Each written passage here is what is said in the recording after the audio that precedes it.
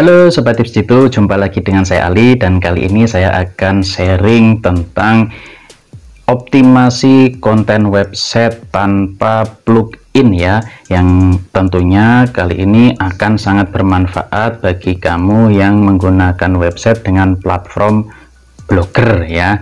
Walaupun ini juga bisa dimanfaatkan pada website yang berplatform WordPress ya.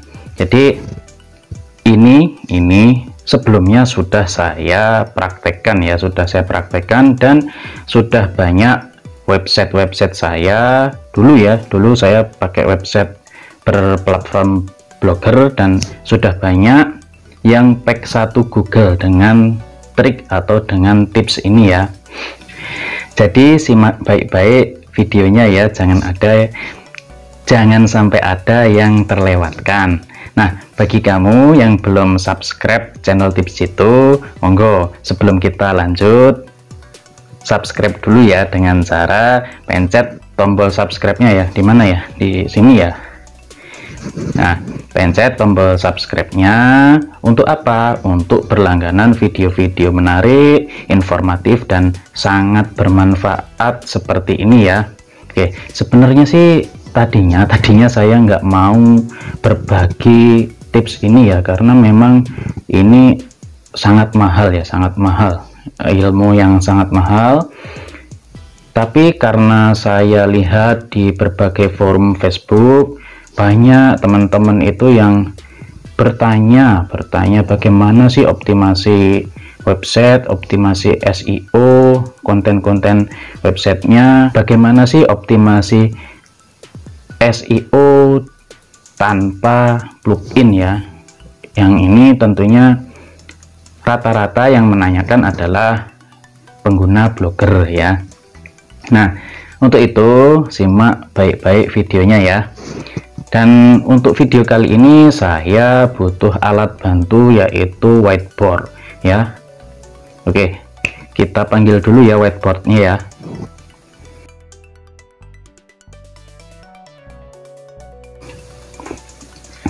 Oke, udah datang ya whiteboardnya ya.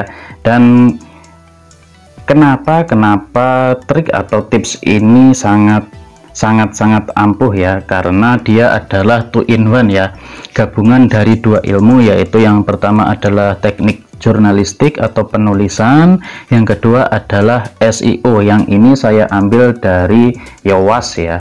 Jadi ini inti dari Yoast, SEO Yoast yang ada di WordPress ya. Jadi gabungan dari dua ilmu, jadi tentunya ini akan sangat ampuh untuk mempercepat websitemu naik di page 1 Google ya. Oke, kita mulai aja ya.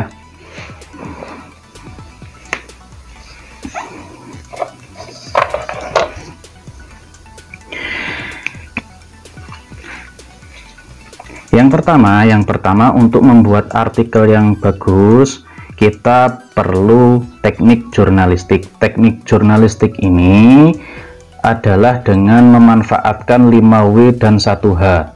5W itu apa? Yang pertama adalah what atau apa. Jadi ketika kita membahas sesuatu kan pasti ada apa yang akan kita bahas ya toh. Terus W yang kedua adalah who, siapa yang memerlukannya, siapa pelakunya, seperti itu. Terus yang ketiga adalah where, di mana, di Tangerang atau di Jakarta, di Lampung, di Medan, dan lain sebagainya ya. Terus W yang keempat adalah why, kenapa bisa begitu, mengapa, seperti itu ya. Dan yang kelima adalah when, kapan, apakah kemarin, sekarang, atau besok, seperti itu ya. Dan how, bagaimana kelanjutannya, bagaimana ceritanya, seperti itu. Nah, ini tanpa salah satu dari unsur ini, artikel kamu akan ada yang kurang. Jadi nanti akhirnya kurang greget, dan visitor kamu itu akan kurang puas lah membaca artikel dari kamu, seperti itu ya. Jadi ini penting banget ini, kamu kalau perlu di screenshot ya ini ya. Oke, yang kedua adalah ini inti dari SEO Yoast ya, SEO Yoast yang saya rangkum ya, saya rangkum. Jadi satu artikel itu kalau Yoast itu dia intinya adalah 300 kata. Per 300 kata itu kita menggunakan 4 keyword dalam body itu tulisan ya, umpamanya satu halaman nih, anggap aja satu page ya, satu page ini terdiri dari 300 kata.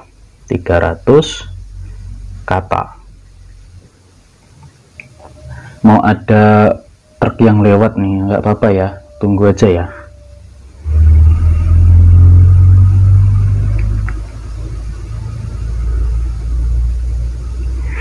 Oke, sesuai dengan kriteria dari Yoast, karena truknya udah lewat ya. Sesuai kriteria dari Yoast, plugin Yoast itu saya ambil kesimpulan bahwa dalam satu artikel itu terdiri dari 300 kata, dan setiap satu artikel itu maksimal itu memiliki 4 keyword termasuk di dalam judul. Jadi judul ini umpamanya ya, judul harus mengandung keyword, 1 keyword. Terus umpamanya di paragraf kedua 1 keyword lagi, paragraf ketiga 1 keyword lagi, paragraf ke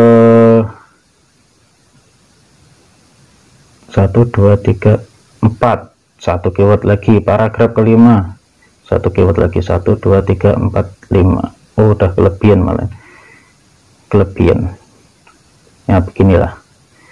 Jadi judul paragraf 1 2 3 umpamanya ini terdiri dari 3 paragraf ya, atau mungkin di paragraf ketiga kamu nggak ngasih keyword, paragraf keempat kamu kasih, kayak gitu ya. Jadi dalam 300 kata itu kamu maksimal menggunakan keyword kamu itu ada 4, termasuk itu ada di judul kamu ya, judul kamu. Nah, ini yang saya maksud dengan 4 ya. Satu ini. Nah, setiap artikel kan kita biasanya menyisipkan gambar ya, namanya gambar. Nah, untuk 300 kata ini sebaiknya ada satu image atau gambar itu yang memiliki keyword. Jadi nanti di sini deskripsinya kita masukkan keyword kita seperti itu. Nah, untuk 300 kata ini kita bisa ngasih satu subjudul. Kalau saya bikin pakai H1 H2 kayak di apa namanya Yoast bingung nanti. Ini udah saya bikin semudah mungkin dipahami ya. Satu subjudul. Umpamanya di sini kita taruh satu subjudul plus keywordnya seperti itu. Nah, kita langsung praktek ya, umpamanya nih kita apa ya enaknya ya, contohnya ya, cara membuat roti bolu umpamanya. Keywordnya cara membuat bolu ya, bolu. Ini pasti ini keyword yang luar biasa persaingannya ya, pasti.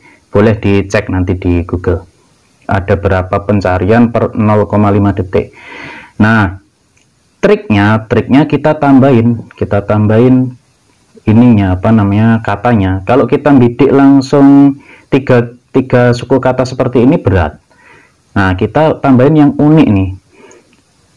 Cara membuat bolu super enak umpamanya ya. Super enak. Atau super empuk atau super apalah seperti itu. Supaya unik ya. Nantinya keyword ini yang akan menjadikan website kamu itu dilirik oleh visitor, seperti itu. Nah, dalam hal seperti ini kan judul ya, judul. Udah satu keyword. Satu. Sesuai dengan kriteria ini ya. Cara membuat bolu super enak ya. Nah, kita terapkan nih 5W plus 1H. What? Apa? Roti bolu. Nah, di sini karena apa itu kurang tepat di awal, berarti siapakah yang memerlukan roti bolu ini? Ibu-ibu umpamanya ya. Halo mama, halo bunda. Nah, mama atau bunda. Jumpa lagi dengan tips jitu. Nah, kali ini saya akan membahas apa? Bahas cara membuat roti bolu super enak ya. Udah dapat 2 nih, cara membuat bolu super enak. Nah, kan jadi satu lagi, dapat satu keyword lagi ya, super enak. Nah, di sini kamu lanjutkan di mana? Oh, mamanya tadi berada di Indonesia atau di Semarang. Target market kamu lah, target visitor kamu. Halo mama atau bunda di seluruh Nusantara, atau di mana, di Ambon atau di Palembang atau di Jakarta. Halo mama muda, halo mama bunda yang ada di seluruh Nusantara. Kali ini tips jitu akan membagikan cara untuk membuat bolu super enak. Nah ya, udah memenuhi kriteria apa, siapa, di mana. Dah, sekarang mengapa mama ini atau bunda-bunda ini ya perlu resep ini ya. Itu mobil lewat bentar ya. Oke, kita lanjut ya. Mengapa sih mama-mama sekalian ini atau bunda-bunda sekalian ini perlu tahu cara untuk membuat bolu super enak ini? Nah,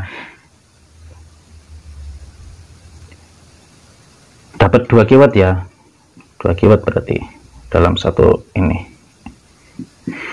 Mengapa sih bunda perlu tahu? Bunda perlu tahu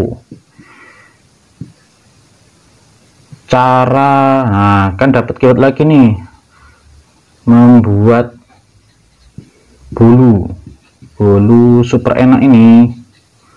Terenak, maaf ya tulisan saya jelek ya. Calon dokter dulu nggak jadi lulus. Mengapa bunda-bunda ini perlu mengetahui cara membuat bolu super enak ini ya? Kan udah dapat 3 tuh, udah dapat 3 keyword, 1, 2, 3 ya. Ini padahal padahal baru di paragraf pertama ya. Nah, hati-hati jangan sampai kita terlalu banyak ngasih keyword, jadi berantakan nanti. Mengapa sih bunda perlu tahu cara membuat bolu super enak ini? Nah, karena bisa kamu jelaskan di sini ya. Nah, penjelasan ini biasanya yang akan memberimu itu banyak sekali tulisan atau artikel ya, atau kalimat atau kata-kata lah, seperti itu. Kamu bisa cerita panjang lebar di sini, tapi hati-hati jangan sampai istilahnya menghambur-hamburkan keyword, karena kita cuma punya jatah 1 keyword lagi, seperti itu. Nah, umpamanya nih udah kita nulis ya kan, udah 250 kata atau 200 kata, umpamanya 200 kata. Oke, kita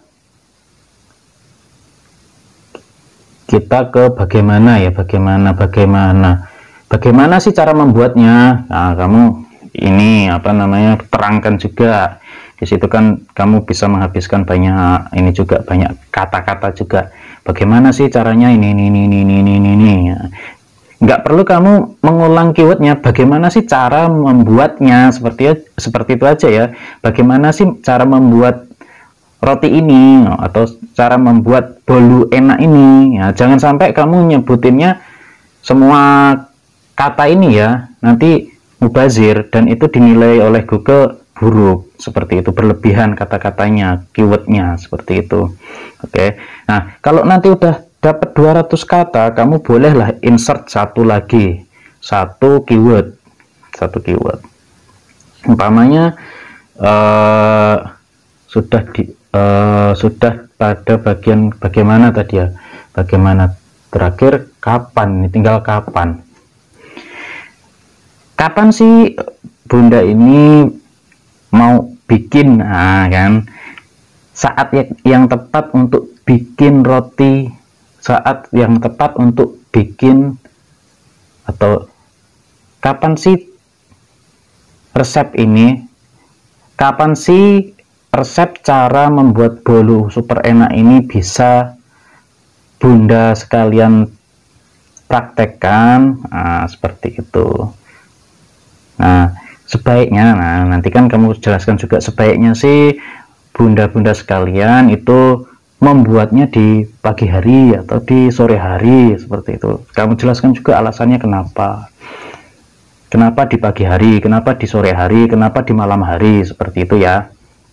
Nah, dalam ini kan berarti udah habis nih jatah untuk keywordnya ya.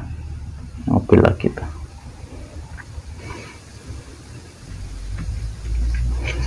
Nah, ini kan udah habis ya jatah keywordnya ya. Jatah keywordnya kan 4 ini, setiap 300 kata. 1, 2, 3, 4, udah habis jatah kata-katanya.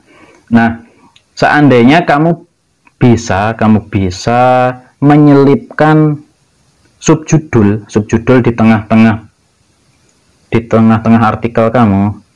Nah, ini kamu sisipkan aja subjudulnya. Kalau saya sih biasanya triknya seperti itu.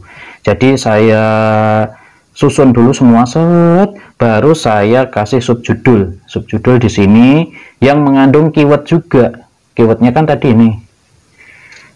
Nah, subjudul di tengah sini.